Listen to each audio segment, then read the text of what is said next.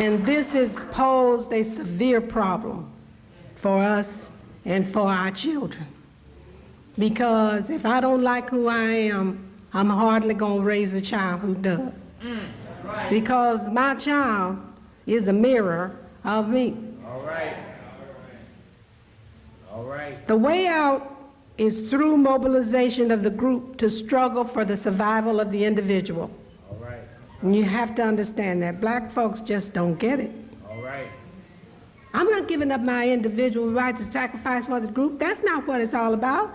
Hey, the problem with that is the Constitution gives you individual rights, but you can only protect them as a group. All right. See, that's the problem. All right. All right. That's the problem.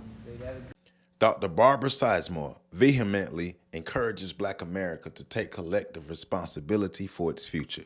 She argues that at the core of our crisis is a deep-seated lack of self-love. If we as Black people do not love ourselves, we will not love our children, because they are reflections of us. Without that love, they fail to pour into them the strength, knowledge, and cultural grounding they need to thrive.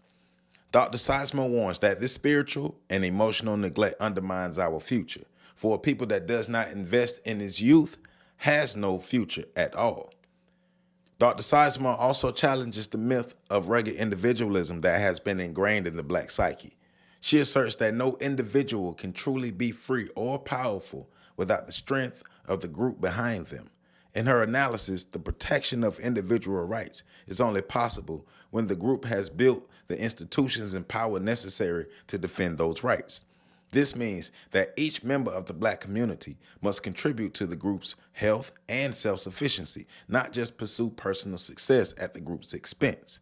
A community where individuals only look out for themselves will never rise. To survive, the group must ensure that each individual member is able to take care of himself or herself, reproduce himself or herself, and take care of the progeny. And we are losing the group function. It doesn't matter where. We're losing it in the family. We're losing it in the church. We're certainly losing it in the school. We're losing it in the community. We're losing it in our institutions. Our families are disrupted. Only 26% of all African American children live with both parents. Our churches are predominantly female, 80%. Our schools are mostly dysfunctional. Children do not learn anything in them. And our communities are disorganized. No leadership, no resources, no support. Black people still don't get it. We don't get it. We just don't get it. That it's the group function that's going to carry us through. It's the group function. Individual members working together as a group in order to take care of their own children, take care of their own poor and elderly, take care of their own disorganized and mentally ill. We can't even get control of the NAACP. This is our largest organization, and we can't even get control of it. We cannot even hire and keep the executive director of the NAACP. And this is no surprise. All right. I don't know whether you're too young to remember or not, but I certainly remember when Julian Bond wanted Roy Wilkins' job and couldn't get it because of his position on Israel. Look at the African Americans chosen by President Clinton. Ask yourself if they represent you. No. Who recommended these folks? All right. What group? I don't think African Americans did it. Right. See, black people still don't get it. All right. We look at these black people on TV and we say, oh, President Clinton, he got a black man. Tell him, yeah, but who picked him? That's right. Whom does he represent? That's right. Not us. Every group, through the pooling of its own resources, lifts itself up out of poverty. That's right. If you're waiting for Bill Clinton to lift you out of poverty, you still don't get it. You really don't get it. That's right. If you're waiting for the Black Caucus to lift you out of poverty, you don't get it. You still don't get it. Every group, through the pooling of its own resources, lifts itself up out of poverty. We keep expecting some other group to do it for us. It's never going to happen. All right. Black people still don't get it. We must, through the group function, build our own hospitals. I remember when I lived at 8622 South Wabash in a neighborhood called Chatham in 1969. Elijah Muhammad wanted to build a hospital on 83rd Street. The middle-class blacks who were my neighbors in Chatham ran down to Mayor Daley and begged him to do something about this assault on our middle-class community. And the mayor converted the desired area into a park. So instead of a black-owned hospital, we got a park. Later, the only black hospital in Chicago, Provident, closed. And then we had none. See, black people don't get it. They just don't get it. When I came back to Chicago in 1992, you know what I did, of course, was to immediately begin working with the schools. It was interesting for me to go back home. Those of you who know me know I started teaching Chicago Public Schools in 1947. And I taught every single grade. I started out as a Latin high school teacher in Wendell Phillips High School. Remember, I came up during Jim Crow, so I've never taught anybody but African-American children. I came up during Jim Crow.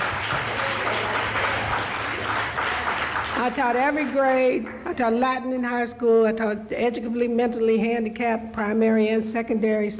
I taught English to the Spanish speaking. I taught every single grade. I was an elementary school principal and a high school principal in Chicago Public Schools.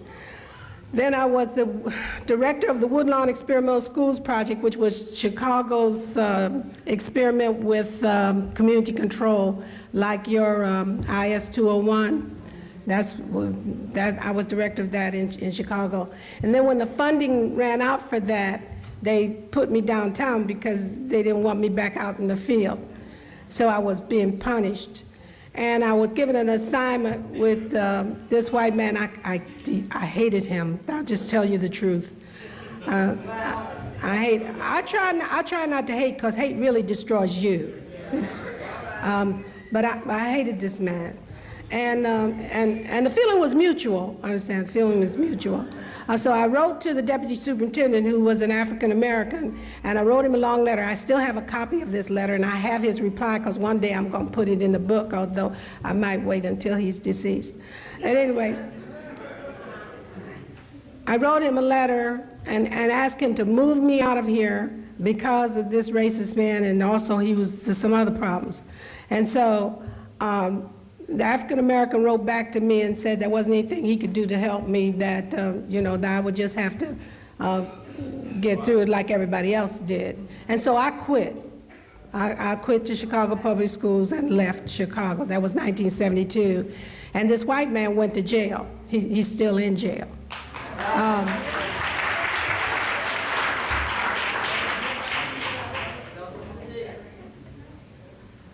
So when I got back home, in 1992, I started work with schools. I'm now the dean of the School of Education at DePaul University, and this is a strange place for me to be. It's a Roman Catholic university, and I'm Baptist. When I first came, I was going to retire. Those of you who know me know my mother had Alzheimer's, and I was trying to get home. I'm an only child. I did get home, thank God for her many blessings. I did get home in time before my mother died. But anyway, I was retiring from the University of Pittsburgh. I was 65 years old when this man told me this job was available. So I told him I really wasn't interested. I said, I'm not Roman Catholic, and I don't want to spend the rest of my life in a Jesuit institution, reviewing esoteric bodies of knowledge and all. So he said, oh, this is not a Jesuit school. Well, I'm not Roman Catholic, so that didn't have any meaning for me. He said, this is a Vincentian school, and I didn't know what that meant either. So he sent me a book about St. Vincent de Paul, who was the founder of the Congregation of the Mission, which is the order of priests who founded DePaul. He's a very interesting man, St. Vincent de Paul. At one time in his life, he was enslaved, and he founded this mission to help poor people. And so when I read his story, I said, well, at least I'll go talk to these people and see if this is for real or if this is, like 9/11, just a joke. So I went in there to talk to them. And I found out that they really are for real. They have a feeding station there on Sheffield and Webster at the St. Vincent de Paul Church. And if you get there in the morning between 7:30 and 8:30, you'll see a line of like 50 to 100 black men coming in there to be fed and clothed. They also have programs for juveniles and little children in the St. Vincent de Paul Center. So I said, okay, well, maybe God has blessed me and finally put me somewhere where I wanted to fight people, to help poor people. And that is true. In the twilight years of my life, I am in a job where I can, without any apologies, anytime I want to, help poor people. And so that's what I did. Those of you who know me remember when I got fired from my job October the 9th, 1975 as superintendent of the DC Public Schools, that I promised God if she would help me find another job somewhere, doing her will, that I would devote my life to doing that. And so this is where I am. Okay, so I have 10 schools. I have 10 schools that I work in. 10 schools that I work in. These are schools that are 100% African American or 100% Latino. The children are all poor and they're all low achieving. And my job is to elevate and accelerate student achievement in reading and mathematics as measured on standardized tests for these children in these schools, and we're trying to do it in 1 year. Now, since I've been back in Chicago, I've been having a big fight with the reform movement, which is largely white. Now, mind you, the school system there is 56% African American, 32% Latino, and the rest white. But the entire reform movement is made up of elite white males, most of them are middle class or more. What they are trying to do now is to abolish standardized tests in the schools so that when they take the schools over, when they privatize the schools, they will not have to be accountable to you. Now, there are several things that they're using to their advantage, and that is, first place, we suspect these tests. We always have. We have always been in the vanguard fighting the standardized test movement in this country. We have always been in the vanguard of that movement. And we have always said, back to Allison Davis, way back, 1940, that these tests are biased against poor people and against minorities. We have always said that. We have always said that. So this is not new to us. We understand that. So now they're playing on our suspicions. They're saying to us, oh, these tests are culturally biased? And we say, yes, sure enough, that's right. So they say, well, we want your support to abolish these tests. And we say, yeah, fine, you got it. And then they abolish the tests. Then they take the schools away from you and give them to the corporations. And then you will have no way of knowing whether your kid can read or not. That's right. You cannot hold them accountable because you don't know what they do. That's right. Okay, but let's look at the real world now that these kids got to live in. Do you think that DePaul is going to stop asking your kid to pass the SAT with a 1,000 score to get admitted? Do you really believe that? No. Right. Because if you said yes, black people still don't get it. You still don't get it. Listen. Your kid, whether you abolish them or not, your kid is still going to have to take the SAT, the ACT, the MCAT, the LSAT, and any other kind of T that they got going for them. They want to keep you out of a job. This system is not about to be test-free because tests sort you out too effectively. This white reform movement is trying to sell you assessment by portfolio and calling it authentic in order to pull the wool over your eyes. Let me tell you, anytime a test depends upon a white jury to tell you whether or not you are competent, you can believe it is not going to work for you. And if you think so, black people still don't get it. You just don't get it. You just don't get it. All right? Now, the only place in this society that you can get in by portfolio is prison. All right. You can't come to DePaul by portfolio. You can't get in Harvard by portfolio. You cannot get a promotion in the Chicago police force by portfolio, you have to pass a standardized norm reference police test that you take with paper and pencil. Ladies and gentlemen, the only place you get in by portfolio is prison. Now, if you do not understand it, you just don't get it. All right. You just don't get it. Ladies and gentlemen, you just don't get it. According to Dr. Sizemore, our schools and communities are failing black children because the group is failing itself.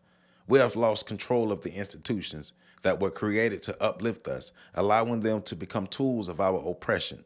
This loss of control stems from a broader pattern. The leaders of Black America are too often selected and endorsed by white institutions, the very systems many of us recognize as our oppressors. This undermines authentic leadership and silences voices that speak directly to the needs of our people. True leadership must emerge from within the community, accountable only to the people it serves. She further exposes a painful truth. Black Americans have a long history of sabotaging their own progress in exchange for the temporary approval of white America, whether it is through celebrity, politics, or economic success. Too many black individuals have chosen admiration over accountability, status over service, and applause over substance. Dr. Sizemore calls this out as a spiritual sickness, one that must be healed through honest reflection, cultural grounding, and the unity of purpose. Ultimately, Dr. Sizemore's message is urgent and unwavering. Black Americans still don't get it. We still don't understand that no group has ever built power by waiting on others to lift them up. We must stop expecting others to rescue us and instead do the work of organizing, educating, and uplifting ourselves. Through collective effort, cultural pride, and deep love for our children and ourselves, we can finally break free from the cycle of dependence and oppression.